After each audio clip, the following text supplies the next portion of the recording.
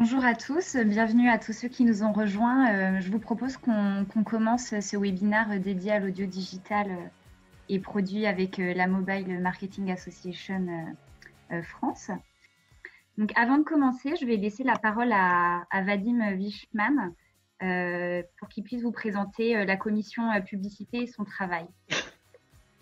Oui, bonjour à tous. Ravi de vous voir si nombreux, parce que donc là nous sommes à 90 participants actuellement, au vu de cette situation plutôt inédite. Donc on souhaitait maintenir ce petit déjeuner, et donc en introduction de ce petit déjeuner qui a été d'ailleurs organisé par une main de maître par Charlotte, Catherine et tous les membres du groupe de travail audio digital, j'en profite pour présenter rapidement la MMA pour ceux qui ne la connaissent pas encore. La MMA, donc la Mobile Marketing Association, est donc une association qui est présente dans le monde entier, donc des US en passant par l'Angleterre, l'Allemagne, la Pologne et plein d'autres pays dans le monde. Donc c'est une association monde. C'est une association, donc la MMA regroupe les professionnels du secteur, donc du mobile, afin d'évangéliser sur le marché les bonnes pratiques et à travers donc différents livrables et pour prendre parfois position auprès de certaines régulations, notamment la CNIL en ce moment. En France, l'association, c'est donc plus de 140 sociétés membres qui vivent donc grâce à ces 4 commissions, qui est donc la commission commerce, donc tout ce qui va être paiement mobile, interaction au point de vente et e-retail. C'est aussi à travers la commission messaging. Je ne sais pas si d'ailleurs on peut peut-être passer la slide. Ouais, merci. La commission messaging, donc tout ce qui va être SMS, RCS, push notification. La commission interface, donc le contenu mobile, l'ergonomie, l'UX, et la commission publicité. Il y a un an, l'association a procédé à une nouvelle élection de son conseil d'administration, pour information. Donc un nouveau président a été élu, Nicolas Rieul, qui est donc directeur général de Criteo, et donc qui succède à Renaud Ménéra, qui est fondateur de User Agent. Donc lors de cette élection, donc j'ai été élu pour devenir rapporteur de la commission publicité. J'ai donc la chance d'animer cette commission depuis à peu près un an. Et donc au sein de cette commission publicité, il y a donc 4 groupes de travail que vous pouvez voir sur la droite, qui est donc le groupe de travail Drive to Store, qui est animé par Laurent Landel, qui est directeur général de Bonial. Le groupe de travail créativité, qui est animé par Martin Clamart, directeur commercial de Sublime. Le groupe de travail Convergence, qui regroupe donc toutes les synergies du mobile en complémentarité avec les canaux et les médias traditionnels, qui est animé par Mathieu Thébault, qui est Chief Revenue Officer chez S4M. Et enfin, le groupe de travail audio digital, ce pour quoi on se voit ce matin, animé par Charlotte Jourdan, donc, qui est présente ce matin, qui est donc Head of Digital et Data au sein de l'agence média UM. Et donc, au sein de ces groupes de travail, il y a différents livrables qui sont produits tout au long de l'année. Donc des événements et des petits déjeuners, dont le MMA Forum, qui est le plus grand événement de l'association, qui a lieu en décembre de chaque année et qui rassemble plus de 500 personnes à chaque fois. Des petits déjeuners comme celui de ce matin, qui rassemble en moyenne une centaine de professionnels et qui prend de plus en plus d'ampleur, parce que donc là, vous êtes actuellement 103 et bientôt plus, puisqu'on avait donc 250 inscrits. Différentes études qui ont été réalisées, notamment dans le groupe de travail Drive to Store. Donc, on avait réalisé une étude avec Médiamétrie en juillet dernier, qui a été publiée donc en septembre sur l'impact de la publicité mobile sur le trafic physique en point de vente. Différentes interviews de nos membres sur des sujets spécifiques qui sont disponibles sur nos réseaux sociaux et sur le site de la MMAF.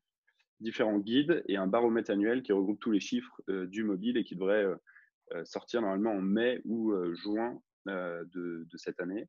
Et enfin, on a 2 grands chantiers en cours. Il y a un chantier qui est donc le coup de cœur pub de la publicité mobile. Donc là, c'est une belle initiative de Martin, qui est donc le lead du groupe de travail créativité et qui, donc avec tous les membres du groupe de travail en partenariat avec le site Stratégie, donc on organise actuellement un événement qui récompensera les meilleures créations publicitaires mobiles des 6 derniers mois. Et en avant-première, je peux vous annoncer que cet événement aura lieu donc le 2 juillet prochain. Et donc, on espère que cet événement pourra se tenir physiquement. Voilà. Et une certification des solutions Drive to Store, donc en co-construction avec le CESP, qui est donc le centre d'études des supports de publicité, et avec les agences médias membres de la MMAF, on est en train d'élaborer donc 3 labels pour certifier les acteurs qui proposent des solutions Drive to Store. Et donc cette certification a vocation à apporter de la clarté et de la transparence auprès du marché, notamment sur les technologies qui seront labellisées. Donc, pareil, ça devrait être disponible à partir du mois de juin. Voilà, c'est tout pour moi. Encore un grand merci pour votre présence ce matin. Très bonne matinée à tous. Et Charlotte, je te laisse reprendre la main donc, sur cette matinée sur l'audio digital. Super, merci Vadim. Quel beau programme de la MMAF. Un petit point sur le programme, sur l'heure qu'on va passer ensemble. Donc, on va avoir 2 keynotes et une table ronde. La première keynote que j'aurai le plaisir d'animer, elle a pour but en fait de refaire un point sur les usages de l'audio digital et ses bonnes pratiques. Une deuxième keynote sera animée par Damien Pigas, également membre du groupe de travail audio, plus pour répondre aux enjeux et sur une prospective autour des révolutions technologiques qui vont challenger nos écrans. Et enfin, Jérôme Bouteiller animera une table ronde. Il sera entouré d'experts pour nous questionner autour du potentiel de l'audio digital et des différents KPI business et médias que ce levier permet d'adresser. Donc, je vous propose de commencer par cette première table ronde, keynote, sur les usages de l'audio. C'est vrai qu'il existe pas mal d'études aujourd'hui, puisqu'il y a un vrai avènement de l'audio digital depuis ces dernières années. Mais c'était intéressant justement de refaire un point en regroupant justement tous les chiffres du marché pour avoir une visibilité claire sur ce qu'offre le marché de l'audio digital. Aujourd'hui, ce qui est formidable, en fait, c'est qu'avec son smartphone, on peut absolument tout faire. On peut écouter de la musique, on peut écouter des émissions, des podcasts, des replays, des livres audio. Et clairement, aujourd'hui, quand on parle d'audio digital, il y a plus de 60% des usages qui se font via le mobile. Donc, c'était vraiment intéressant que la MMAF prenne la parole, en fait, sur ce sujet.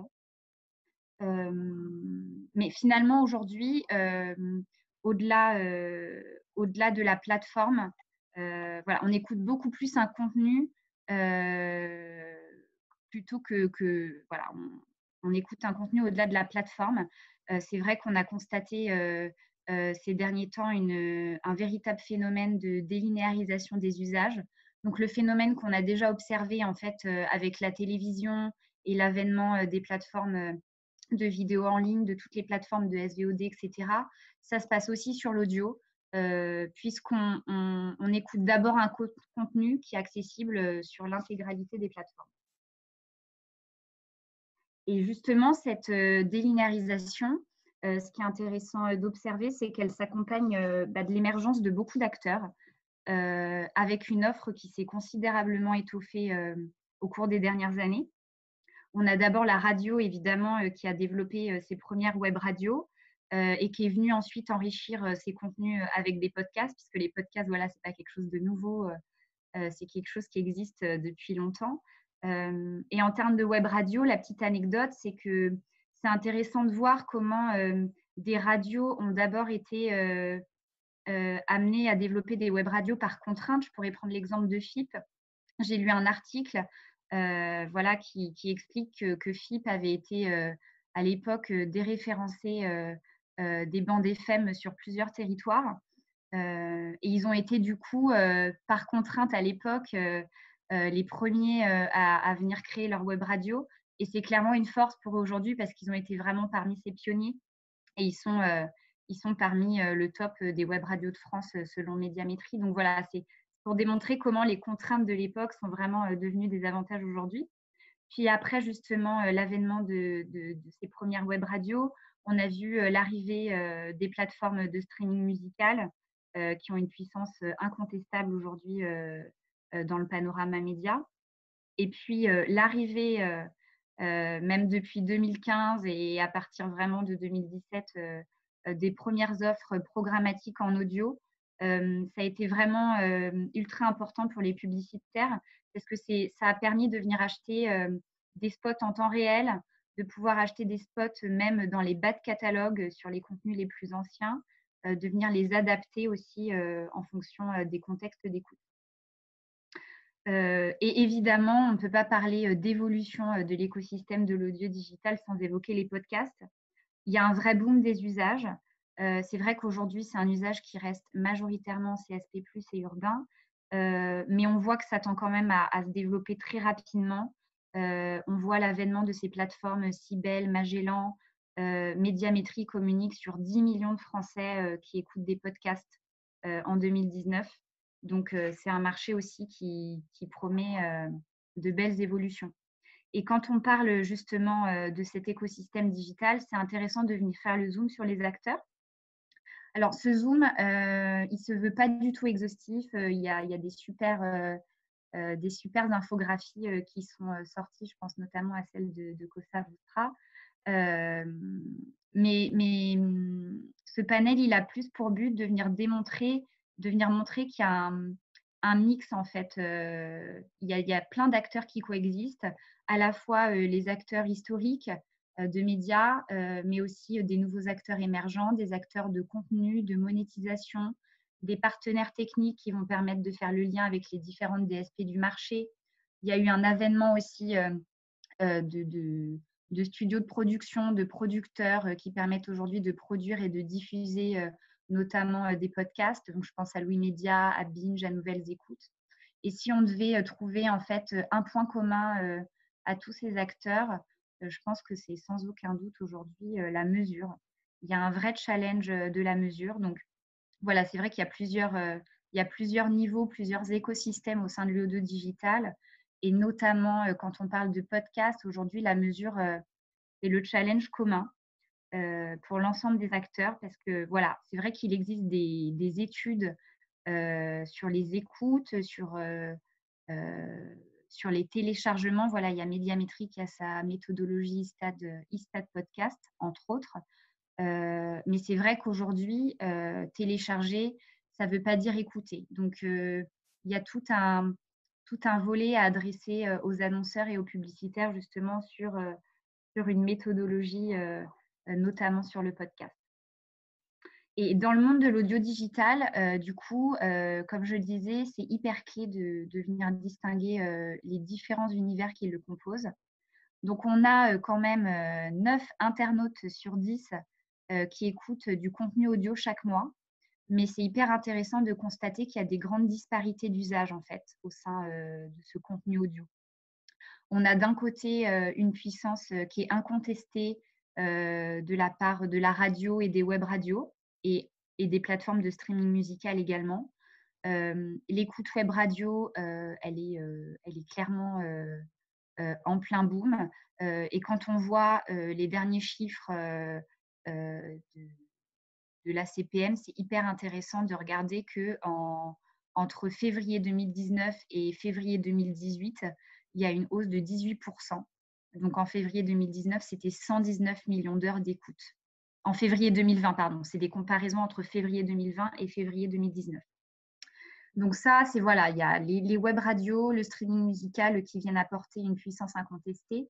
Et puis de l'autre côté, il y a les livres audio, les podcasts natifs qui vont rester un peu plus niche aujourd'hui, un peu plus confidentiels. Alors juste le petit bémol, quand on parle de podcasts natifs, c'est important d'entendre qu'on parle de contenus audio qui sont originaux, qui sont disponibles online, mais qui n'ont pas vocation à être diffusés sur une antenne radio. Donc en fait, quand on parle de web radio, toutes les émissions en replay sont aussi des podcasts. Donc en vrai, quand on parle de podcast en général, d'un point de vue global, c'est 22% des internautes qui écoutent des podcasts, mais parmi ces 22%, seuls entre 6 et 7% écoutent des podcasts natifs. Et alors, ce qui est hyper intéressant aussi de constater, c'est que parmi ces 96% d'internautes qui écoutent du contenu audio, en fait, aujourd'hui, il y a seulement 1% des investissements publicitaires digitaux qui sont consacrés à l'audio digital. Donc, le marché de l'audio digital publicitaire, il est très modeste. Mais du coup, probablement plus pour très longtemps parce qu'on voit vraiment une croissance exponentielle. On voit une croissance des investissements, plus 32% des investissements versus l'année dernière selon le RCRI, et plus 45% d'impressions servies en seulement un an. Et on voit d'ailleurs que le boom, il est encore plus constaté sur le dernier trimestre, en Q4, d'après le baromètre de l'audio digital, avec un boom, une croissance de 62%.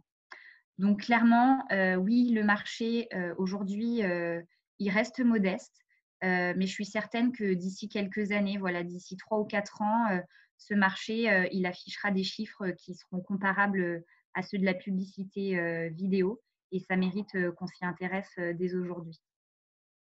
Et s'y intéresser, du coup, c'est aussi connaître qui sont les plus gros consommateurs d'audio digital. Sans surprise, c'est les plus jeunes. Voilà, les 43% de l'audience sont entre 15 et 34 ans. Et c'est des personnes qui sont plutôt CSP+, avec 41% de l'audience.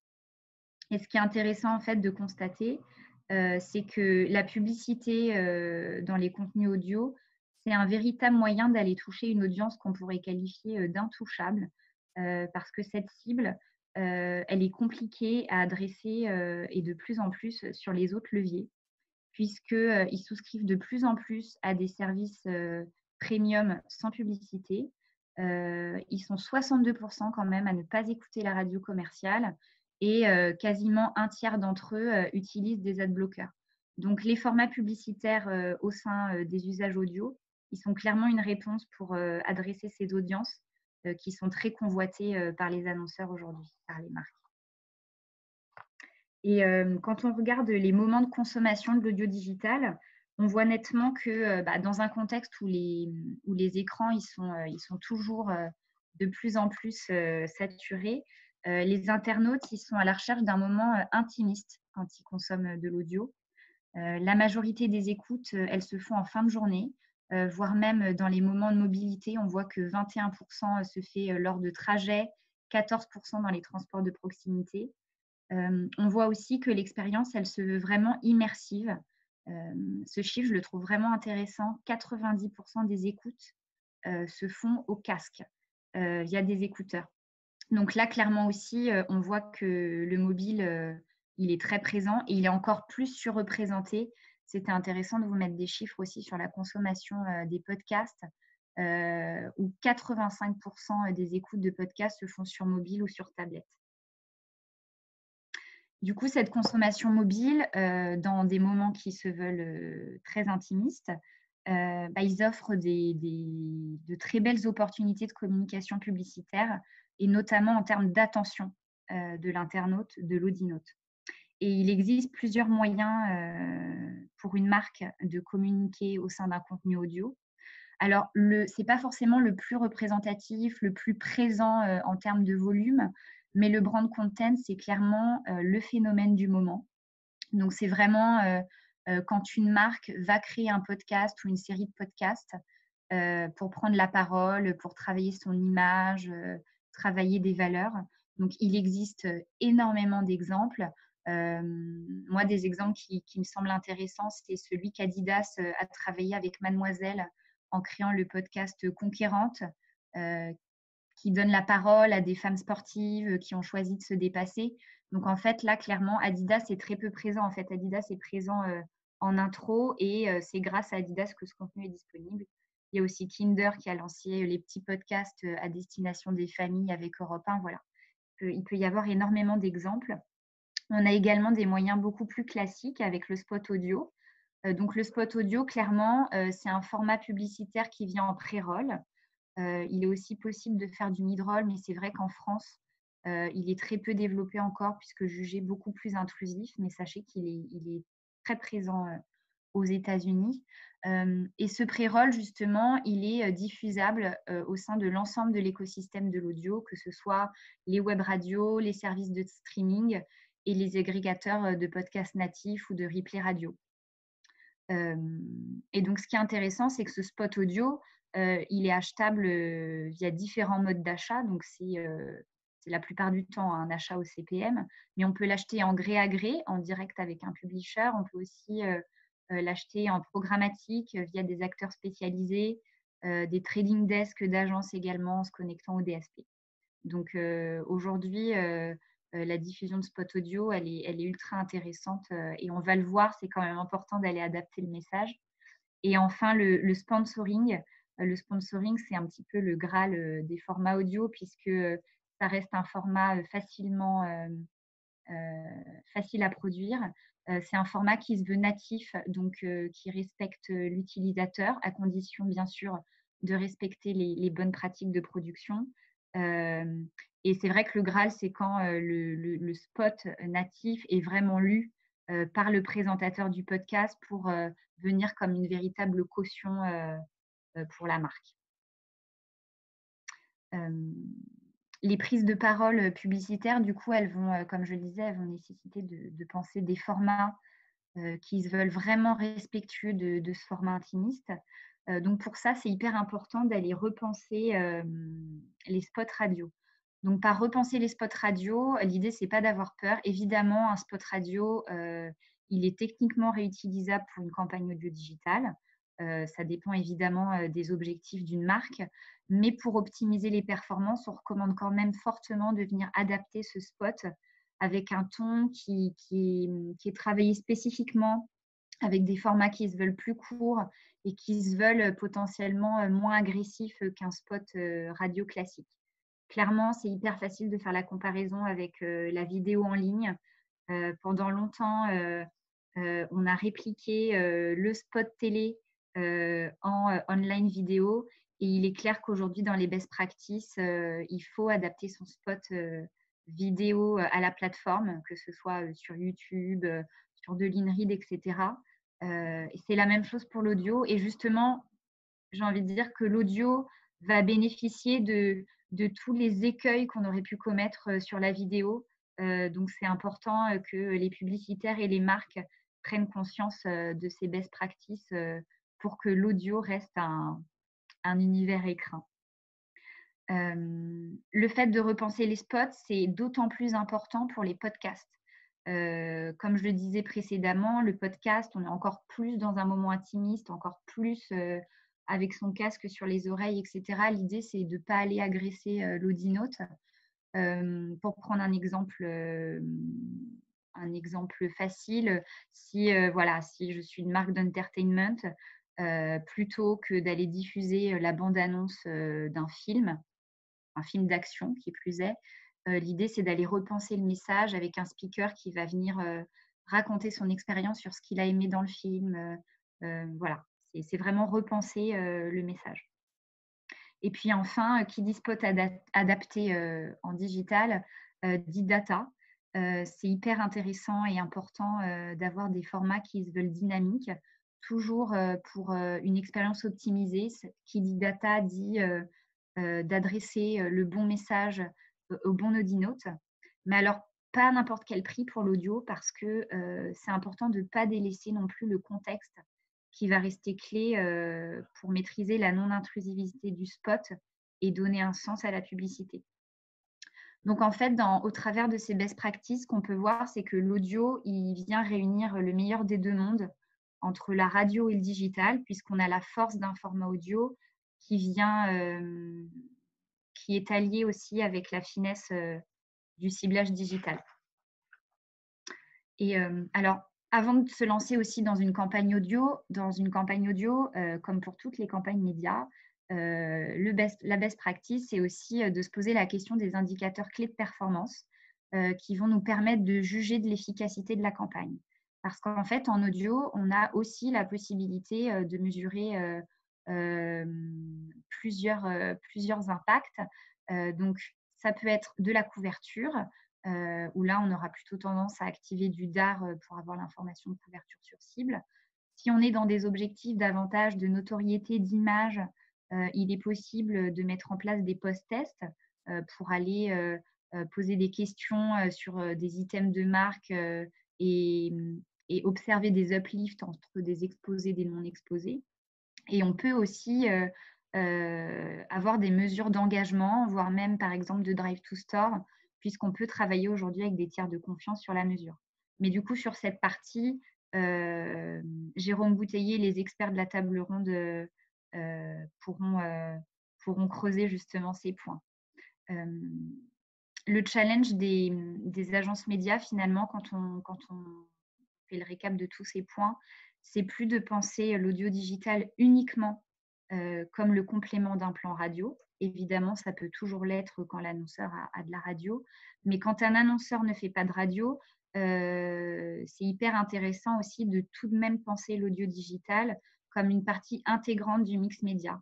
Par exemple, pour venir accroître le reach d'une campagne vidéo, etc.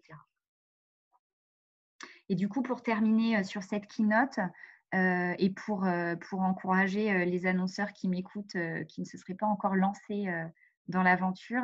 Il faut savoir que l'audio digital, il a déjà fait ses preuves. Il y a plusieurs études qui démontrent qu'on est sur des forts indices de réceptivité des messages. C'est des indices qui sont parfois supérieurs à ceux de la vidéo et même proches de ceux de la télévision. Et lorsqu'on interroge les audinautes sur leur qualité d'écoute quand ils écoutent un contenu, il en ressort qu'ils sont vraiment captifs et immergés dans le récit. Donc c'est vrai que c'est ultra intéressant pour une marque de voir à quel point on s'adresse à une audience qui se veut captive et qui a un très fort niveau d'attention. Et puis, quand on zoome sur les podcasts, puisque ces chiffres sont vraiment dédiés aux podcasts pour le coup, que ce soit des podcasts natifs ou des contenus de radio en replay, on constate que la publicité, elle est plutôt bien reçue. 70% des personnes, des internautes sont satisfaits d'entendre de la publicité en contrepartie d'un contenu gratuit. Bien sûr, la condition, c'est que la publicité, elle soit bien intégrée et immersive par rapport aux best practices qu'on a vues précédemment. Et en termes de réaction aussi, on voit qu'un bon nombre d'entre eux réalisent une action après avoir entendu un spot, que ce soit une simple recherche jusqu'à la visite du site de la marque ou même un achat. Et du coup, de plus en plus d'annonceurs se lancent dans l'aventure. Et on voit dans les annonceurs aujourd'hui qui investissent en audio digital une surreprésentation du secteur de la grande distribution et de l'automobile qui représente à eux deux quasi 50% des impressions servies. Et ce qui est intéressant de voir aussi, d'après le baromètre de l'audio digital, c'est que les annonceurs, ils sont de plus en plus fidèles. Quand en 2018, on a vraiment assisté un recrutement d'annonceurs en audio digital, les marques, elles sont devenues de plus en plus fidèles, c'est-à-dire qu'elles reviennent et qu'elles réinvestissent et on voit du coup accroître considérablement leurs investissements. Mais voilà, donc il ne faut quand même pas oublier que via tous ces chiffres, en fait, on parle que de 1% des investissements digitaux en France. Donc, du coup, la marge de progression du marché, elle s'annonce exponentielle et d'autant plus avec justement la saturation des écrans. Et bon, j'en ai terminé, moi, pour ma part, pour cette keynote qui, je l'espère, vous aura permis de restituer le marché de l'audio digital. Et je laisse maintenant la main à Damien Pigas qui va prendre la parole sur une prospective autour des révolutions technologiques qui vont aussi, nous pensons, challenger toujours plus nos écrans. Merci beaucoup, Charlotte. Je vais donc, en effet, sur cette prochaine keynote, vous parler de ce que peut nous apporter l'audio dans un avenir très, très proche. À nouveau, cette présentation s'appelle « Et demain ». Ce n'est pas qu'une phrase comme ça qui a été citée, c'est que ça va être dans un avenir qui sera dans les mois à venir, et ce qui est déjà présent aussi dans d'autres pays. Donc évidemment, l'audio, c'est un média qui est extrêmement présent depuis de nombreuses années. Malgré tout, on peut penser qu'on en est un peu au balbutiement au niveau publicitaire. Il y a déjà beaucoup de choses qui ont été faites. Il y a aussi beaucoup de choses qui vont venir. À titre de préambule, je vais montrer, je voulais vous en avertir, voire m'excuser, quelques exemples, quelques chiffres américains. Deux raisons à ça. La première, c'est que beaucoup de chiffres sont américains. C'est un marché qui est extrêmement mature là-bas, donc il y a déjà beaucoup d'exemples de dispositifs publicitaires qui ont eu lieu. Et d'autre part, on peut aussi penser que c'est évidemment très inspirant et que ça va arriver en Europe aussi très rapidement. Voilà, difficile de démarrer la présentation sans parler des enceintes connectées. Vous en avez peut-être déjà une chez vous, elle est peut-être déjà dans le placard, ou peut-être l'utilisez-vous tous les jours pour vos recettes de cuisine ou pour lancer de la musique. Quoi qu'il en soit, l'étude Médiamétrie nous montrait qu'il y a déjà 3,3 millions d'utilisateurs en France de ces enceintes connectées. Donc on commence à avoir un usage qu'on peut appeler de massif.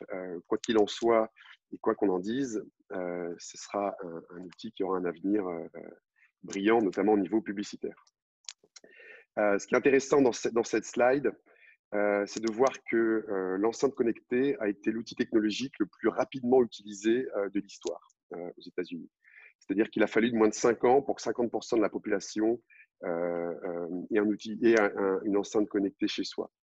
Alors évidemment, ça a des biais. On compare un device à 50 € avec un ordinateur ou une télé qui en valait quelques milliers à l'époque. Mais quoi qu'il en soit, ça montre un degré d'adoption fulgurant, qui est un peu plus timide en Europe. C'est encore un cadeau de Noël. Mais je suis persuadé que ce sera à nouveau très massif rapidement.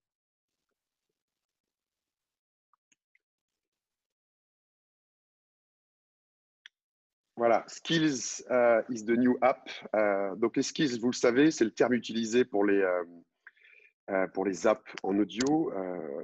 Skills is the new app, qu'est-ce que ça veut dire? Ça veut dire que pour l'instant, on compare quelques milliers de skills disponibles sur nos enceintes connectées à quelques centaines de milliers d'apps. Donc c'est un écart qui est encore juste gigantesque.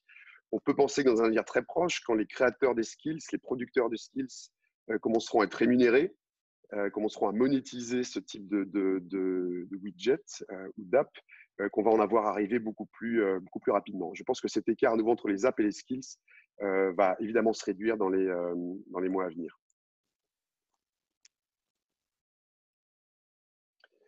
Donc, à quoi ça nous sert actuellement nos enceintes connectées? Évidemment, vous l'utilisez si vous en avez une, peut-être pour lancer la musique. C'est peut-être votre Wikipédia sonore aussi, quand vous avez une information à chercher. Si vous avez la dernière Tesla, ce que je vous souhaite, vous l'utilisez aussi peut-être, puisqu'il vous suffit de dire que vous allez chez votre grand-mère pour que la voiture vous y emmène. Donc on le voit, il y a déjà des usages qui sont extrêmement larges, mais qui sont aussi extrêmement variés. Sur cette page, on note plusieurs choses. On note que déjà les usages sont extrêmement concentrés. Poser une question, lancer de la musique, regarder la météo, lancer son minutaire sont les principales activités à date avec son enceinte connectée. On note aussi qu'il y a déjà beaucoup d'interactivité, d'interactions qui ont lieu avec son smart speaker. Et un point qui est intéressant, c'est tout en bas de cette page, Make the purchase, faire un achat. Aux États-Unis, un quart des Américains a déjà effectué un achat sur son enceinte connectée, et même 2% font des achats quotidiens via leurs enceintes connectées. Donc, des objets toujours plus connectés, oui, de fait, une étude récente a montré qu'en 2023, il y aurait sur Terre 10 milliards d'écrans pour 20 milliards d'objets connectés. Donc, on est sur des chiffres qui sont gigantesques. On va peut-être arriver à un monde où finalement, comparativement, on aura moins d'écrans, plus d'objets connectés et peut-être un peu plus aussi de conversation. Voilà, ce qui ouvre les discussions, on va dire, sur la publicité conversationnelle, le graal ultime de la publicité. On l'a vu dans la présentation de Charlotte, l'audio, c'est le média de l'intime, c'est un média aussi qui se passe principalement sur le mobile. Donc, on est beaucoup dans une configuration one-to-one, one-to-few, ce qui est évidemment la configuration la plus idéale lorsqu'on veut converser du consommateur ou du prospect vers la marque ou de la marque vers le consommateur. Il y a déjà eu des publicités conversationnelles qui existent. On est pour l'instant sur des scénarios qui sont assez simples ou assez binaires. Il y a une présentation d'un produit et puis à la fin du spot, du pré-roll, du mid-roll, est-ce que ce produit vous intéresse? Est-ce que vous voulez en savoir plus? Est-ce que vous voulez le mettre dans votre panier Amazon ou Fnac? Ça, c'était un peu une première étape. On arrive maintenant sur une étape un peu plus complexe ou développée, avec des scénarios qui sont extrêmement travaillés. On travaille en ce moment avec une compagnie aérienne. Donc la campagne risque d'être un peu reportée. Où on va être vraiment sur une vraie discussion. Est-ce que vous prévoyez de partir en voyage dans les 3 prochains mois? Quelle serait votre destination? Est-ce que vous partiriez avec votre foyer? Voulez-vous recevoir une offre promotionnelle dans les prochains jours? Voulez-vous qu'on ajoute un hôtel dans notre offre promotionnelle? Oui, bon. Là où c'est extrêmement intéressant, c'est qu'on peut faire tenir toute cette discussion quelque part dans un mid-roll de 30 ou de 45 secondes. Voilà, tout ça nous ouvre les portes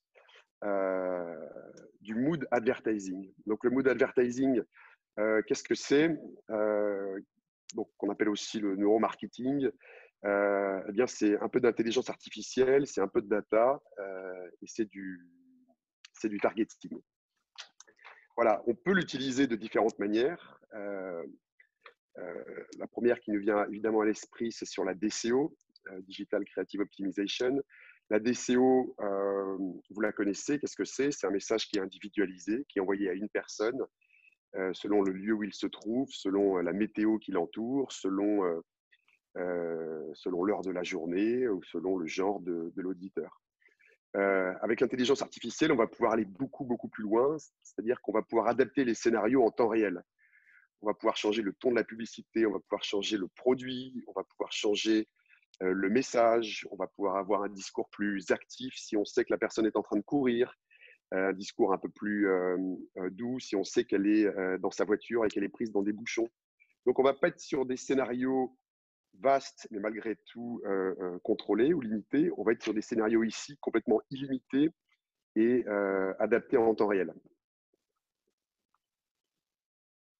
L'autre usage qu'on peut faire, et on a fait une première campagne, a eu lieu aux États-Unis avec Publicis, où l'intelligence artificielle a été directement intégrée dans le dispositif. C'était sur un cas qui était assez intéressant. On a enregistré un seul et unique message pour une offre d'accès à Internet. Donc, il y avait un seul et unique texte. Et on a utilisé de l'intelligence artificielle pour analyser les goûts musicaux de l'internaute, de l'audinote. Donc, c'était sur ses playlists, tout ce qu'il avait écouté dans les heures précédentes ou dans les jours précédents. Et le message était agrémenté d'un fond sonore qui reprenait ses goûts musicaux. Donc, le fond sonore était de la musique électronique, du jazz, de la country ou autre. Donc, c'était évidemment adapté en temps réel selon des goûts qui pouvaient changer de l'audinote. Là où cette expérience était intéressante, au-delà un peu de la prouesse technologique, c'est que en termes de créa, quelque part, il n'en a fallu qu'une seule. Il y avait un seul et unique message et plusieurs fonds musicaux. On a eu des performances qui étaient évidemment exceptionnelles, puisqu'on était à 238% de plus d'engagement versus un spot classique. Et là où c'était intéressant aussi, c'est qu'on a pu analyser que d'ailleurs les amateurs de jazz étaient les plus réceptifs à l'offre. Voilà, donc c'était un premier modèle de ce qu'il était possible de faire, on va dire, avec de l'intelligence artificielle adaptée en temps réel. Autre dispositif intéressant qu'on peut utiliser grâce un peu aux technologies que nous apporte l'audio, c'est le son binaural, qu'on appelle aussi le, excusez-moi, le son 3D ou le son 360. Donc, ça ne peut marcher uniquement lorsqu'on fait un ciblage au casque. Comme Charlotte l'a dit, voilà, on est à plus de 90% d'utilisation au casque. C'est un type de contenu qui existe déjà. On peut déjà écouter des contenus en son binaural. Et comment ça marche? C'est assez simple. C'est un son qui va être envoyé avec des fréquences différentes selon l'oreille gauche ou l'oreille droite, qui crée un peu un sentiment de perturbation et qui, pour le cerveau, et qui au final va créer un vrai sentiment d'immersion. Lorsqu'on écoute un contenu ou une publicité en son binaural, on est complètement immergé. Évidemment, ça a été appréhendé au niveau publicitaire. Il y a déjà des campagnes pour Decathlon qui ont tourné, des campagnes pour McDonald's qui ont tourné. Je ne sais pas si Charlotte… Jack! Peely Peely! Peely Peely mix! Gazza, Peely Peely! Definitely Peely Peely. Oh, Chris, Peely Peely? Hi, Gary. Peely Peely. Peely Peely. Ben, Peely Peely? Peely… what? Peely Peely? What you talking about, man? Get Peely Peely with the Monopoly game at McDonald's. There are millions of great prizes to win. 16 plus to play. Selected items from 10:30 a.m. Subject to availability. Ends 30th of April. UK only. See rules at mcdonalds.co.uk/monopoly or ask at restaurants. Pour finir, les buzzwords un peu du moment, le speech to text, le text to speech. Pareil, j'imagine que vous en avez déjà entendu parler. Le speech to text, qu'est-ce que c'est? C'est une technologie qui au final est assez simple. On va screener tous les contenus audio d'un podcast, par exemple. On va rentrer dans des nomenclatures. Et de là, on va avoir évidemment des dizaines, des centaines, des milliers de mots-clés. Plusieurs usages. Le premier, c'est qu'on va pouvoir classer chaque podcast, chaque émission en fonction du contenu qui est évoqué. est-ce que ce podcast automobile parle-t-il vraiment d'automobile, notamment sur X ou Y épisodes? Donc, c'est un outil de ciblage qui va être extrêmement précis, et à nouveau contenu par contenu, épisode par épisode. Et c'est aussi un outil évident de brand safety, qui n'est pas un problème à date sur l'audio, qui pourrait arriver si l'explosion des podcasts continue, et si on voit toujours ces youtubeurs devenir de plus en plus podcasteurs. Donc, on va pouvoir à nouveau transcrire et savoir sur chaque podcast ce qui est dit, et on pourra décider si on veut y mettre de la publicité ou pas. Le text-to-speech, évidemment, c'est purement l'inverse. Ça ouvre des perspectives qui sont juste immenses. Imaginons le million d'archives du New York Times ou les milliers d'archives du Figaro qui se transforment en podcast. Donc, ça veut dire que c'est un inventaire à venir qui va être fantastique. On va complètement coller aussi à la demande du moment. Je suis sûr que vos enfants, lorsqu'ils auront à terme à faire un exposé sur le coronavirus dans quelques années, ils seront beaucoup plus enclins à écouter 3 podcasts qui vont évoquer le sujet qu'à aller lire des dizaines de pages sur Internet ou sur Wikipédia. Donc, le text-to-speech commence à venir. Il y a déjà des éditeurs, évidemment, qui le font. Ça va être beaucoup plus massif dans les mois à venir. Voilà. Et on va avoir un inventaire qualitatif qui va continuer de croître et qui va être extrêmement massif. Voilà pour moi. J'espère que ça vous a ouvert un peu les chakras ou quelques idées sur l'audio digital. À nouveau, cette keynote s'appelait « Et demain » parce que tout ça est déjà là ou va arriver dans un avenir très, très proche. Voilà, merci beaucoup.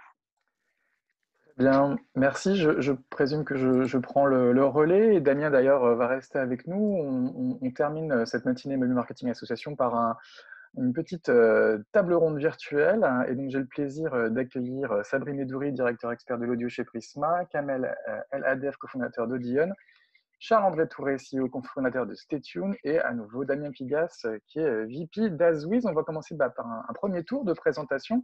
Sabri, bonjour. Votre micro est allumé. Bonjour. Je disais directeur expert de l'audio chez Prisma Media. Prisma, on vous connaît, vous êtes un grand groupe historiquement plutôt de presse, mais vous avez aussi fait ce virage vers l'audio. Ouais, d'autant plus naturellement que finalement l'audio, c'est un type d'écriture, les podcasts, qui se rapproche pas mal de l'écriture des articles de la presse magazine. Donc naturellement, toutes les rédactions sont engagées dans la déclinaison des lignes éditoriales des titres pour lesquels ils travaillent sous format podcast. Et on a aujourd'hui un catalogue éditorial de plus de 40 podcasts, de plus de 2000 épisodes, qui fait de nous un des fournisseurs en vedette souvent sur pas mal de plateformes. Et combien d'audionautes suivent tous ces podcasts? D'audionautes, je n'aurai pas le chiffre. Je sais qu'on a cumulé plus de 17 millions d'écoutes à date depuis qu'on a vraiment lancé l'activité fin 2018. Et on a des podcasts qui réalisent plus de 600 000 écoutes par mois avec des fortes bases d'abonnés. Enfin, on a beaucoup aussi de communautés qui se fédèrent autour de nos podcasts, comme Mourir moins con, vous connaissez peut-être de Cerise. Tout à fait. Donc, pour le coup. Un virage réussi vers l'audio, et on reparlera dans un instant avec vous des formats publicitaires que vous avez décidé de déployer sur ces podcasts. Je le disais également, Kamel El Hadef, cofondateur d'Audion. Bonjour Kamel. Bonjour à tous. Bonjour Kamel. Comment on présente Audion? Une start-up spécialisée justement sur l'audio? C'est ça, Audion, c'est une start-up, c'est une société technologique, précisément une AdTech qui est spécialiste de l'audio digital et du podcast. Et donc notre particularité, c'est que nous traitons l'audio digital dans son ensemble, c'est-à-dire de la plateforme de streaming, en passant par les podcasts, de replay radio, natif, et ça via 2 métiers, c'est-à-dire qu'on va créer de la technologie pour les éditeurs et les marques médias, pour les accompagner et redonner de la valeur à leurs inventaires. Et parallèlement à ça, le second métier, c'est accompagner les marques pour leur permettre de toucher de manière efficace et innovante leurs cibles sur ce support. On peut donner quelques chiffres également? Oui, bien sûr. Alors, Audion, c'est une création janvier 2018. Aujourd'hui, nous avons 15 collaborateurs, dont la moitié des profils sont des techs qui sont là donc, pour développer toutes ces technologies dont je vous parlais auparavant. Le reste étant du marketing, du sales et de l'opérationnel. C'est plus de 130 marques qui nous font confiance depuis le lancement de la structure. Nous travaillons avec l'ensemble des agences médias du marché et nous avons des partenariats éditeurs, certains utilisant nos technologies d'ad serving et d'insertion dynamique de publicité en temps réel sur le podcast, comme Prisma Media par exemple. Nous travaillons également avec le groupe Next Radio Télé, donc c'est RMC, BFM. On travaille aussi avec du RTL et les principales plateformes de streaming et web radio comme Deezer, Spotify ou encore Énergie. Très bien, et on reparlera également dans un instant de votre activité sur le marché publicitaire. Charles-André Touré, bonjour. Représentant, CEO et cofondateur de Stay Tuned. Est-ce qu'on peut également présenter en quelques mots et en quelques chiffres cette startup également spécialisée dans l'audio? C'est ça, alors Stay Tuned, on est une startup créée fin 2017. On développe des solutions autour de la distribution et de la médiatisation des contenus audio sur les supports médias. Donc ça va être principalement des podcasts, mais aussi depuis plus récemment des livres audio. Aujourd'hui, on travaille avec une vingtaine d'annonceurs sur leurs problématiques de médiatisation des podcasts. Aujourd'hui, comme vous le savez tous les annonceurs se mettent à produire des podcasts dans le cadre de leurs opérations de brand content, mais se pose la question de la médiatisation de ces contenus. Comment faire en sorte que ces contenus atteignent les oreilles de leurs cibles? Nous, on va accompagner les annonceurs à ce niveau-là. Et on va aussi apporter des solutions aux éditeurs afin de leur permettre de se constituer leur propre écosystème audio directement au sein de leur support. Parce que nous, notre vision, elle est assez simple, c'est qu'on est convaincu que les plateformes n'ont pas le monopole de la distribution de contenu audio. Aujourd'hui, on vient sur un support média pour consommer tout type de contenu, que ce soit des articles, que ce soit des vidéos. Avec les solutions qu'on développe, demain, on viendra de la même façon sur ces supports médias pour consommer également du contenu audio. On peut donner également quelques chiffres sur l'activité de Stay Tuned? Ouais, donc comme je le disais, on a été créé fin 2017. Aujourd'hui, on accompagne une cinquantaine d'annonceurs dans leurs opérations de médiatisation de podcasts. On travaille aussi avec différents éditeurs en France et à l'international, comme le groupe Prisa, par exemple, en Espagne, qui utilise nos solutions, mais également avec toutes les agences médias du marché. Très bien. Et dernier participant qui a déjà pris la parole, Damien Pigas, rebonjour. On peut rappeler donc également en quelques mots, en quelques chiffres, l'activité d'Adswiz? Alors, rebonjour. Adswiz, donc c'est une entreprise purement ad-tech et dédiée à l'audio depuis presque 10 ans. On a démarré initialement sur de la serving audio. Et puis, à la demande de beaucoup d'éditeurs, on s'est lancé dans le SSP. Et on opère aussi un DSP. Donc, on est sur toute la full stack digital, publicitaire, audio. On opère aussi dans une quinzaine de pays des places de marché qui regroupent donc beaucoup d'éditeurs, comme AdWave en France. On a aussi Podwave, qui est uniquement dédié au podcast dans quelques pays. Voilà. Et on gère entre 5 et 8 milliards d'impressions publicitaires audio par mois à peu près. Très bien, merci à tous les quatre pour ce premier tour de présentation. Et on va peut-être commencer donc par parler un petit peu business. Charlotte disait, c'est l'audio digital un petit marché aujourd'hui. On parle de moins de 1% du marché, mais on peut parler vraiment de gros potentiel. Sabri, chez Prisma, vous pensez que ça va peut-être suivre la même courbe que la vidéo, et que dans quelques mois, quelques années, ça sera vraiment une partie importante du marché publicitaire digital? Oui, en fait, c'est marrant parce que moi, en fait, à la base, je viens de la vidéo. Je travaillais dans beaucoup de producteurs audiovisuels pour la télévision. Et je suis arrivé chez Prisma il y a 3-4 ans pour travailler la vidéo. Au moment où ça a explosé la vidéo et le brand content en vidéo via les EPS. Et c'était très sympa, en fait, de travailler ce format-là parce qu'en fait, c'est très visuel et ça permet de faire des choses très divertissantes dans le ton. Mais c'était parfois contraignant parce que finalement, en vidéo, on essaie de dire un maximum de choses dans un minimum de temps. Ce que permet le podcast, en fait, le format audio, c'est justement de prendre le temps de développer vraiment des centres d'intérêt, de rentrer dans la complexité de certains messages, de certaines prises de parole de marque. Et justement, il se trouve que c'est la tendance en ce moment.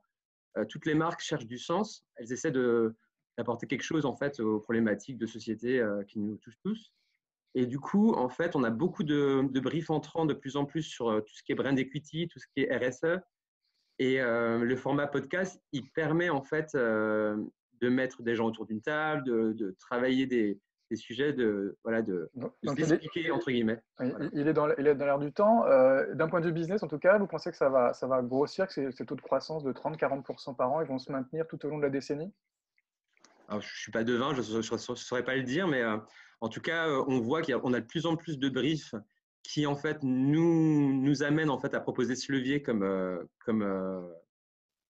traitement en fait, plus que de la vidéo.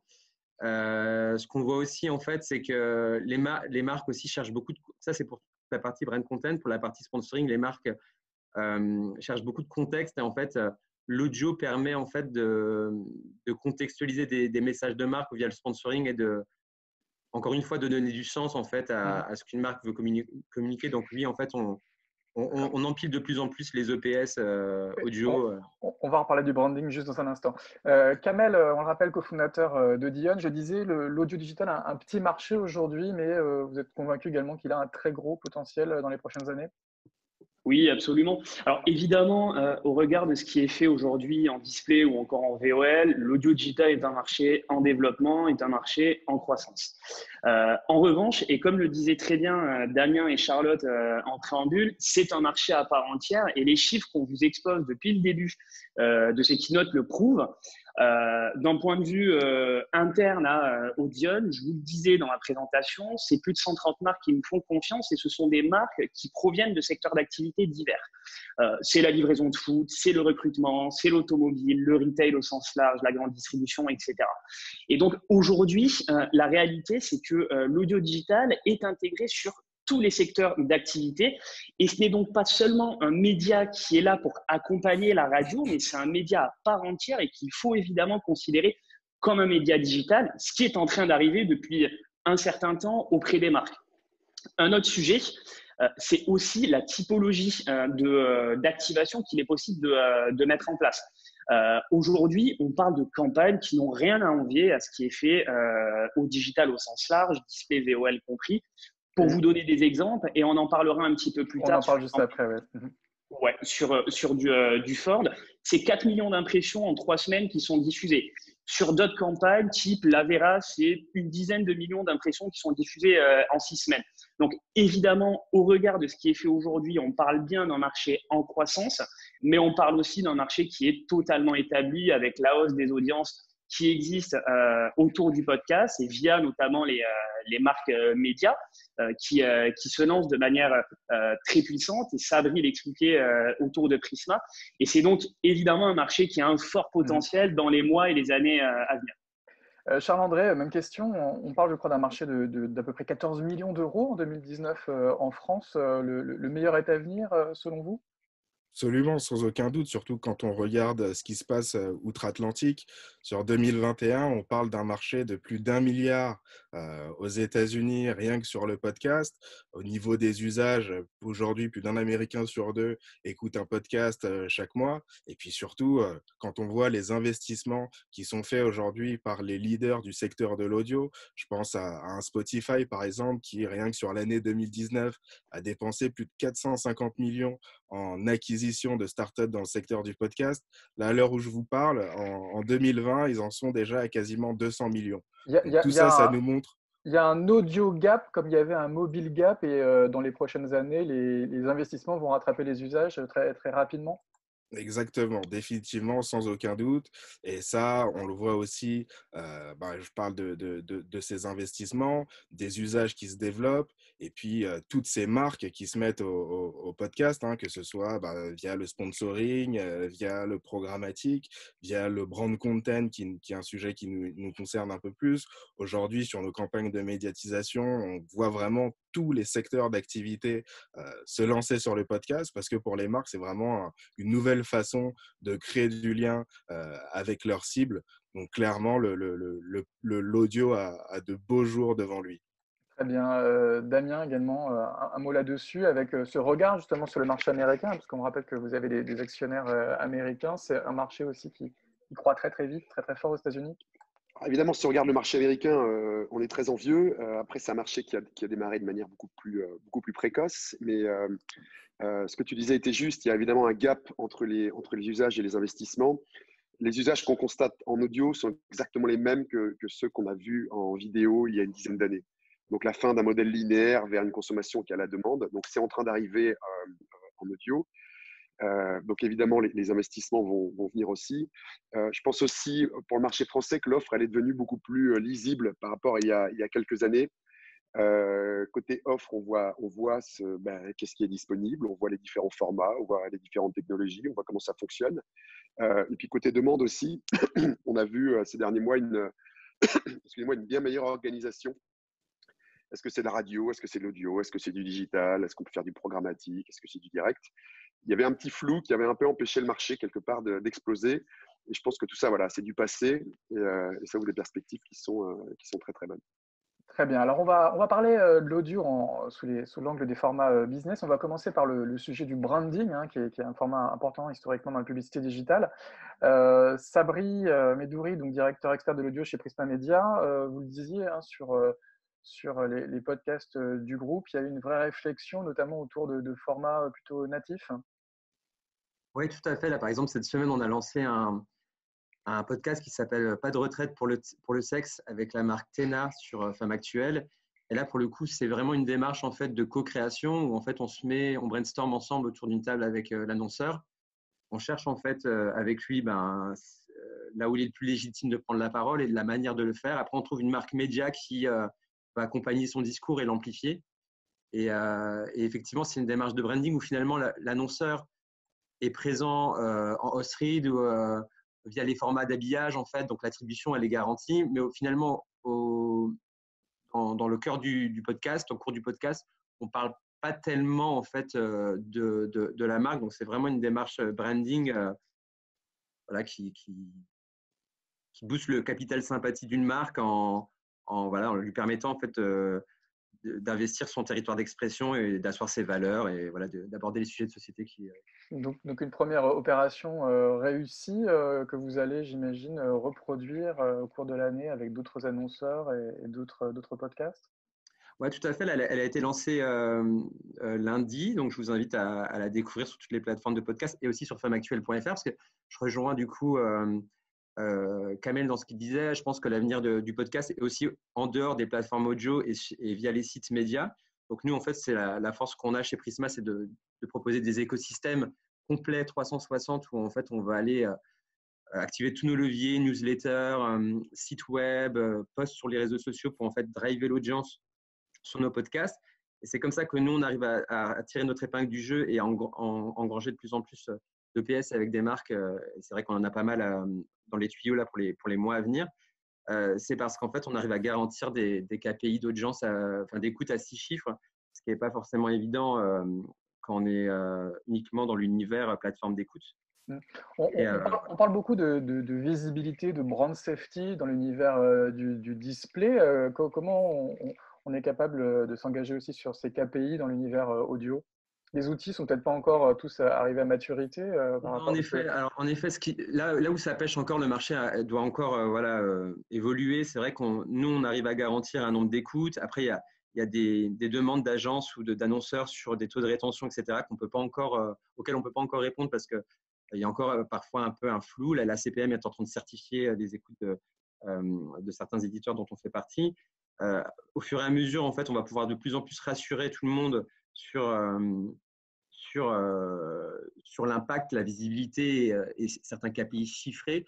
Après, sur le côté sur branding et ce qui est rassurant en fait, de travailler avec un éditeur, c'est qu'on a un environnement premium, très brand safe. Et là-dessus, pour le coup… Vous êtes nativement brand safe, on pourrait… Exactement, voilà. Très bien. Kamel, également un mot sur la question du branding. Ça sera, j'imagine, le premier KPI business attendu par le marché. Et quid de ces questions de visibilité et de brand safety? Oui, bien sûr. Au niveau de la brand safety, premièrement, on diffuse des campagnes pour le compte d'une marque sur des environnements qui sont maîtrisés. Une marque, lorsqu'elle va se lancer en audio digital, c'est sur quel média, sur quelle marque média elle sera diffusée, de la plateforme de streaming, du podcast, replay radio ou autre. Et parallèlement à ça, en fin de campagne, cette dernière a aussi un reporting très précis sur le nombre de spots qui vont être diffusés sur chacun de ces environnements. Évidemment, l'audio, c'est par essence un format qui est utilisé en branding, via notamment des formats qui sont assez divers. Alors, on parlait de la DCO, on parlait du spot audio classique. On n'a pas parlé en revanche de tout ce qui peut être fait de manière dynamique et en temps réel autour du podcast. Ce qui se fait au podcast aujourd'hui, c'est du sponsoring, c'est du host-read, mais grâce à la technologie, on est capable, de la même manière que sur un environnement streaming, d'aller insérer en temps réel de la publicité sur un contenu podcast et pouvoir répondre à la problématique de l'annonceur de respecter son media planning. Et lorsque ce dernier souhaite lancer une campagne du 1er au 15, on a la possibilité de le faire sur un modèle server-side qui répond à la problématique du client-side, qui est que la publicité est intégrée en dur et donc écoutable sur le contenu ad vitam aeternam. C'est des formats… Ouais, c'est des formats radio qu'on décline ou ce sont des formats propres à cet univers audio digital? Alors, sur le podcast, ça va être des formats qui vont être propres. Charlotte en parlait dans la keynote. Ce qu'il faut avoir en tête, c'est que le podcast est un environnement assez particulier, assez immersif. L'écoute se fait principalement au casque et il faut donc avoir une création qui est adaptée à ce contenu avec un vrai champ lexical qui est défini par le contenu même du podcast. Donc, la logique, c'est d'enregistrer un spot de manière globale avec un comédien défini par la marque qui va reprendre ce champ lexical. Et la technologie derrière va être capable d'aller diffuser sur l'ensemble d'un reach, donc ça peut être des milliers, voire des millions de podcasts, ce spot audio. Charles-André, CEO et cofondateur de Stay Tuned, j'imagine que le branding, ça sera aussi un fort levier pour la monétisation de Stay Tuned et des flux de vos partenaires. Absolument, ça va être un levier majeur et aujourd'hui le podcast en particulier est utilisé dans cet objectif parce que nous on est convaincus que le podcast c'est vraiment le levier du branding par excellence, en particulier dans le cadre du brand content. Aujourd'hui, il n'y a aucun levier qui va vous permettre de capter 10-15 minutes du temps de quelqu'un sur un contenu qu'il aura choisi avec un tel degré d'intimité. On parlait de 90% des écoutes qui se font au cast. Donc, clairement, c'est tout naturellement que les marques doivent investir sur ce média pour leur campagne de branding. Et avec des formats natifs, hein, le programmatique, c'est pas automatique. Le programmatique, c'est pas automatique et surtout, techniquement, c'est encore un petit peu compliqué sur le podcast dans la mesure où le gros des écoutes se fait via du téléchargement sur des plateformes comme Apple Podcast. Aujourd'hui, on va pouvoir acheter du téléchargement en temps réel. Qui sont pas forcément observés, si? Voilà, qui sont observés via de l'insertion dynamique. Donc, au final, on va avoir du téléchargement en temps réel. Comme le disait très justement Charlotte en préambule, la limite qu'on a aujourd'hui avec le podcast, c'est que tous les téléchargements ne sont pas forcément des écoutes, mais les technologies sont en train de se développer à ce niveau-là. On voit de plus en plus aussi d'outils d'attribution arriver avec des boîtes US comme Podchaser ou Chartable. La CPM qui a mis en place sa mesure va aussi permettre de rassurer beaucoup d'annonceurs sur le podcast, parce qu'on a vu l'évolution. Hein. Il y a 1 an et demi, 2 ans, beaucoup d'annonceurs investissaient sur le podcast de façon un peu expérimentale. Et aujourd'hui, de plus en plus, on voit clairement que ça rentre dans toute leur stratégie et tout leur plan média. Damien, également, un dernier mot sur la partie branding et visibilité. On faisait le parallèle avec évidemment la vidéo, aussi le display. Est-ce que l'audio aujourd'hui a toutes les briques pour répondre aux attentes légitimes des annonceurs? Le micro n'est pas allumé, je crois, Damien. Autant pour moi. L'audio a évidemment toutes les briques. Je pense qu'il ne faut pas nécessairement faire un parallèle avec ce qu'on a fait en display ou en vidéo, puisqu'on est sur d'autres usages. Et c'est vrai que ce que disait Kamel, voilà, la radio a beaucoup été utilisée en branding. Là où ce qui est intéressant avec l'audio digital, c'est qu'on va pouvoir mêler aussi le branding avec quelque part avec la performance. Le fait qu'on soit sur un environnement qui est 100% digital permet d'avoir des dispositifs branding un peu plus poussés que ce qu'on pouvait faire en radio, notamment via l'insertion dynamique. C'est ma question d'après, mais juste sur la partie display. En tout cas, aujourd'hui, les briques sont parfois encore en cours de développement et on aura prochainement, en tout cas, la capacité de répondre à toutes les interrogations des annonceurs en matière de visibilité, de mesure. Pour l'instant, à titre personnel, moi, je n'ai pas vu beaucoup d'objections des annonceurs. Il y a un an, en effet, qu'est-ce qu'on constatait? C'était qu'on avait plutôt des annonceurs de la radio qui arrivaient vers l'audio digital parce que c'était pour eux assez spontané, ça faisait sens. Maintenant, si on regarde quel type d'annonceur on a à peu près tout type d'annonceur qui est présent sur l'audio digital, que ce soit podcast ou streaming, quel que soit le produit à vendre ou quelle que soit la problématique. D'accord. Alors, je vous garde Damien pour parler justement du deuxième gros KPI business qui est plutôt la perf et des technologies évidemment qu'on peut utiliser peut-être en matière de ciblage, en matière de personnalisation. Chez AdsWiz, je crois que vous avez travaillé sur un cas d'engagement et même de téléchargement pour Shell, c'est ça? Exactement. Je ne sais pas si Charlotte peut montrer éventuellement la slide. La réflexion qu'on a eue, c'est ce qu'évoquait Kamel, l'audio, c'est de l'audio, c'est parfois difficile d'interagir. On est à 90% sur du mobile, on est avec un téléphone qui est dans la poche, donc des KPI comme le taux de clic ne font pas nécessairement beaucoup de sens. On peut utiliser le taux de clic si on fait un ciblage sur desktop et qu'on incite vraiment dans la créa à pousser au clic. Mais sinon, ça ne marche pas. Donc, pour pouvoir recréer un peu de l'interaction avec l'utilisateur, on a mis en place un dispositif qu'on a appelé le Check-Me. Vous entendez une publicité pour un produit. Là, c'était pour Shell qui voulait mettre en avant le lavage automobile dans les stations Shell. Et à la fin de la publicité, on vous incite à agiter votre téléphone, à le checker. Et pendant qu'on agite son téléphone, on va télécharger un coupon. Donc cette campagne, c'était du géotargeting, puisqu'évidemment, il fallait que les personnes soient à moins de 2 km d'une station Shell. C'est évidemment un ciblage mobile, puisque c'est plus simple d'agiter son téléphone que son ordinateur. Et derrière, c'était un téléchargement de coupons. On l'a fait pour aussi des téléchargements d'app, pour passer un coup de téléphone, pour envoyer une requête par mail. Les possibilités, en fait, sont complètement infinies. Et là où c'est intéressant sur ce qui avait été mis en place, c'est qu'on a créé un nouveau KPI ici qui est le taux d'interaction. Voilà, comment on interagit avec l'utilisateur. Le click to check, on pourrait… Ouais, il n'y a pas vraiment de clic. On agite son téléphone, ou si on est en train de courir et quelque part on l'agite par inadvertance, dans ce cas-là, il suffit de taper 2 fois sur l'écran et ça va engendrer l'action. Il n'y a pas besoin nécessairement d'avoir son téléphone ouvert ou l'application ouverte. C'était le modèle économique de la campagne? C'était facturé à la perf, à l'annonceur? Non, le modèle économique, là, c'était facturé à l'impression.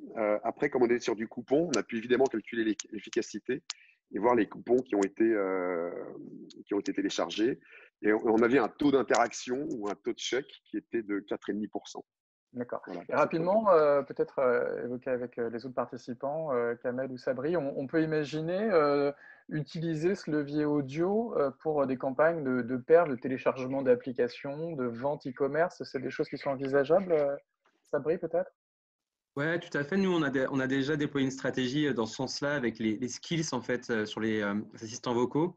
Aujourd'hui, si vous avez Alexa, vous pouvez programmer une skill capital qui s'appelle le Flash Echo et tous les jours vous avez un digest de l'activité économique. En fait, on espère que à terme, dans l'avenir, on va pouvoir en fait faire des call to action une fois le podcast écouté pour engager des actions d'achat.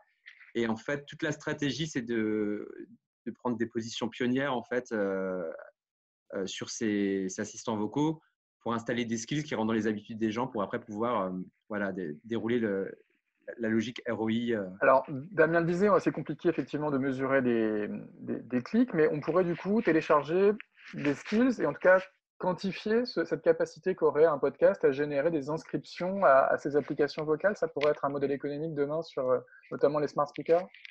Ouais, tout à fait. Ouais, ça compense en effet.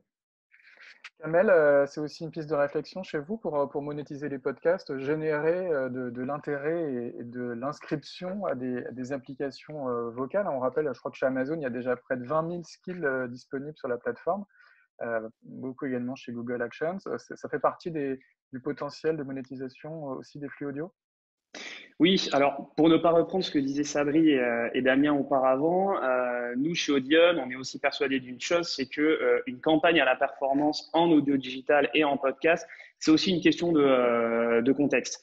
Nous l'adressons via une solution d'écoute garantie autour du contexte du podcast de marque. Pour vous expliquer très brièvement, je suis une marque, je crée du contenu pour traiter d'un sujet en particulier, d'un produit, etc., etc. Je souhaite générer automatiquement de l'écoute, parce que sinon la production ne servirait pas à grand-chose. Donc notre solution, via une campagne à la performance, donc autour de spots audio et d'une campagne display associée à cette dernière, va nous permettre d'aller générer sur un espace dédié, donc une landing page dédiée qui va héberger le flux RSS du podcast de marque, des écoutes. Pour vous donner un exemple, on a fait ce plan-là en fin d'année dernière pour la CNAV via son agence Macuti. Donc, ça a été une campagne d'un petit peu moins d'1 million d'impressions qui ont été diffusées pour générer après coup 41 000 écoutes issues du plan de médiatisation avec en plus 14 000 écoutes en organique. Donc oui, l'audio, c'est par essence un format de branding, mais en revanche, sur différents contextes, et comme l'expliquait très bien Sabri et Damien, on est capable d'aller chercher de la performance, on est capable d'aller déclencher des visites sur site, des visites en point de vente, et on est capable de déclencher des écoutes autour de podcasts de marque. Charles-André, également un mot chez Stay Tuned sur la notion de performance. Rallumez peut-être votre micro, mais c'est aujourd'hui une demande de la part du marché que vous seriez demain capable d'adresser? Exactement, clairement, comme le disait Kamel, aujourd'hui, nous, notre spécialité, ça va être clairement la médiatisation des podcasts de marque. Aujourd'hui, l'objectif d'une marque, quand elle crée un podcast, c'est de le faire écouter par le plus grand monde. De la même façon que les campagnes sur podcast natif, pendant très longtemps, ça a été quelque chose d'un peu expérimental. Et là, maintenant, on arrive dans une phase où, quand elles investissent un certain budget en production, il faut rendre des comptes. Et nous, on va les accompagner justement toujours dans une optique de médiatisation sur un modèle soit à la performance, soit au CPM. On va être capable de leur garantir des écoutes. Ces modèles. C'est ça, on va être capable de leur garantir un volume d'écoute en diffusant un widget sur des supports médias partenaires qui va permettre à l'utilisateur au final, grâce à notre solution qui s'appelle Audio Discover, de permettre une écoute instantanée du podcast directement au sein de l'écosystème média de l'utilisateur. Très bien. Dernier grand KPI dont je voudrais qu'on parle, parce que le retour, on est bavard quand on est en audio, j'ai l'impression, on est un peu plus bavard que d'habitude. Dernier grand sujet, c'est le Drive to Store, qui est un sujet qui est beaucoup adressé depuis quelques années par l'association. Est-ce qu'on peut aussi faire cet objectif, ce KPI business, de générer du trafic en point de vente? Alors évidemment, en ce moment, c'est un peu compliqué, mais Kamel, je crois que chez Audion, vous avez eu des cas dans les dernières semaines, notamment avec Ford, si je ne dis pas de bêtises, avec une capacité aussi de ces flux audio à générer du trafic. Oui, exactement. Alors, premièrement, il faut vraiment avoir en tête que ce qui est faisable aujourd'hui en audio digital et ce qu'on peut faire à date sur du display ou de la VOL. Et le Drive to Store en fait évidemment partie pour répondre aux problématiques principales des retailers qui, historiquement, sont de gros acteurs de la radio et qui vont très facilement sur de l'audio parce que ça permet d'apporter une complémentarité à un plan offline, mais ça permet aussi d'aller apporter un peu de puissance lorsqu'on va activer l'audio de manière indépendante. Et donc, le Drive to Store, nous le mettons en place principalement autour des retailers, beaucoup avec des marques automobiles. Et ce que nous avons fait avec Ford via ses agences GTB Paris et Mindshare, donc c'était autour du lancement d'un crossover de la marque qui s'adapte en fonction de la météo. La problématique de la marque, c'était de faire ressortir ce principe autour de la météo et de faire venir des auditeurs en point de vente. Notre réponse, elle a été très simple. On a géolocalisé la campagne autour de chaque point de vente de la marque via un radius de 30 km autour de ces dernières, donc une zone de 30 km dans laquelle on est éligible à la campagne audio digitale. On a ensuite en DCO intégré dans un spot générique différentes variables, 4 variables de météo et 250 variables de points de vente. Lorsque je me situais par exemple à Marseille et qu'il faisait beau, le spot m'annonçait en temps réel la météo du moment et me renvoyait vers la concession en citant cette dernière en fin de spot. Et le spot s'adaptait en fonction du contexte de l'auditeur. Ce qu'on a fait derrière, c'est qu'on est allé mesurer l'impact de la campagne sur le trafic en point de vente via un tiers de confiance. Nous sommes une société agnostique sur le sujet. Nous n'avons pas vocation à traiter de la data ou à réaliser cette typologie d'études. Donc, c'est pour cette raison que nous le faisons avec des tiers de confiance, des acteurs du boîtier tels que du Keros, avec lesquels on a travaillé autour de Skoda, du Retency ou encore du AdSquare. Dans le cadre de la campagne Ford, après mesure, nous avons pu réaliser nous avons mesuré un uplift de visites en point de vente de plus 19%, ce qui a ramené 4000 visiteurs uniques autour de la campagne. Donc, on parlait d'une campagne de 3 semaines pour un temps passé en concession de 40 minutes. D'accord, donc l'audio, ça marche aussi pour le Drive to Store. Damien Pilias, chez AdWiz, vous avez aussi une réflexion autour du Drive to Store. C'est une demande du marché aujourd'hui? Oui, c'est une demande du marché.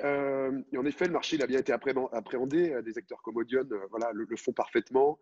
Il y a une demande qui est très forte aux États-Unis, qui commence à arriver en France. Bah oui, il y a beaucoup d'Américains qui écoutent de l'audio dans leur voiture, de l'audio digital dans leur voiture. On peut imaginer qu'ils… Alors voilà, les Américains font beaucoup de transport pour aller travailler.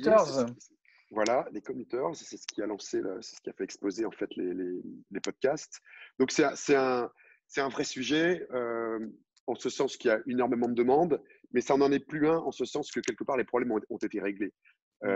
Chez nous, on est intégré à tous les AdSquare, Coachava ou autres, directement dans le DSP. On peut mettre en place sa campagne Drive to Store très simplement. Je vois quasiment plus tellement de freins sur ce sujet-là. Si on l'agrémente en plus de DCO, comme l'a fait Audion, on est sur un schéma qui est assez parfait.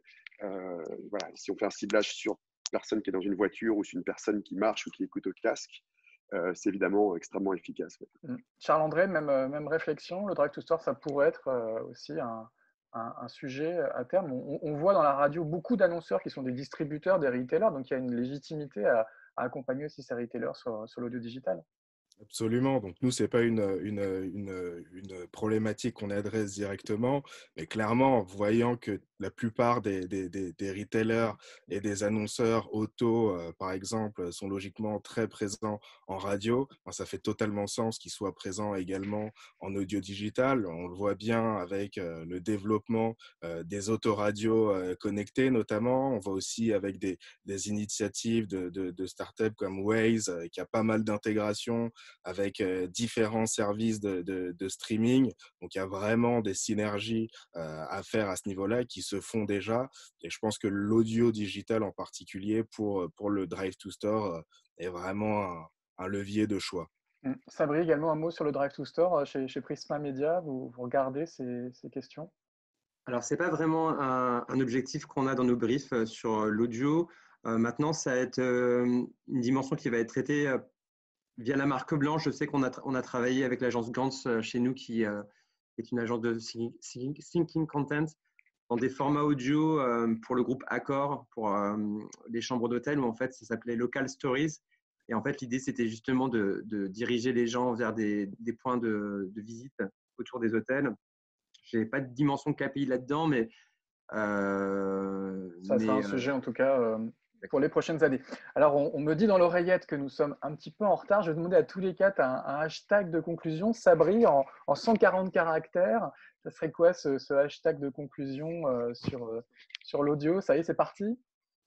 Oui, c'est parti. Puis moi, j'encourage pas mal aussi cette dimension, comme on parlait beaucoup de KPI de sens. En fait, je pense que l'audio, c'est vraiment c'est difficile à mesurer, hein, mais c'est vraiment mon hashtag, ça serait KPI de sens, en fait, pour l'audio. Très bien, c'est un beau KPI. Kamel, ça serait quoi le hashtag de conclusion? Le hashtag de conclusion, pour moi, ce serait nous y sommes. Et je pense que l'heure qu'on a passée ensemble le prouve en partie. Aujourd'hui, en audio digital, on est capable d'activer des plans qui sont digitaux à part entière via de la géoloc, via des activations data-centric, mesurables, optimisables en temps réel et dynamiquement. Et puis, c'est le parti qu'on a pris aussi chez Audion avec un fort asset technologique et avec un seul but, c'est accompagner la croissance du marché, permettre de répondre aux problématiques des différents partenaires, que ce soit les marques médias, les éditeurs ou encore les marques annonceurs, et de transformer ce marché de l'audio digital pour qu'il devienne un équivalent à court terme au display ou encore à la VOL. Très bien. Charles-André, également un mot de conclusion pour Stay Tuned. Ouais, pour conclure, je dirais que nous, clairement, comme je le disais en amont, notre vision, c'est que les plateformes n'ont pas le monopole de la distribution de contenu audio. Donc, on va aider les éditeurs à se constituer leur propre écosystème audio, aider les annonceurs à continuer à émerger via ce formidable levier et surtout en atteignant les oreilles de leurs cibles. Et puis surtout avec le développement des usages et toute l'innovation qu'il y a autour de l'audio. Je suis convaincu que l'audio a de bons jours devant lui. Et surtout, c'est le levier de l'émotion.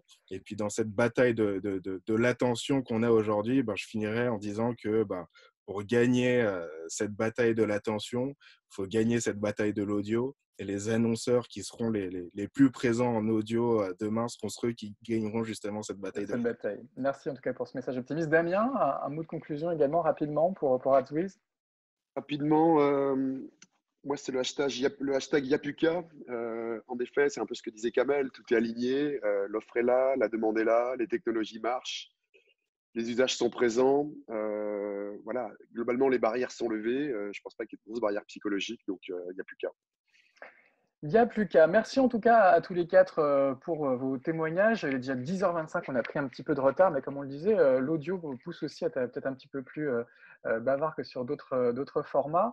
On va peut-être malheureusement pas avoir le temps pour les Q&A parce qu'on est un petit peu en retard. On termine avec les derniers slides de conclusion, Charlotte. Sur les Q&A, globalement, on a répondu au live aux personnes directement dans le chat. Oui, donc les mots de conclusion, je trouve que le format hashtag a quand même déjà pas mal résumé.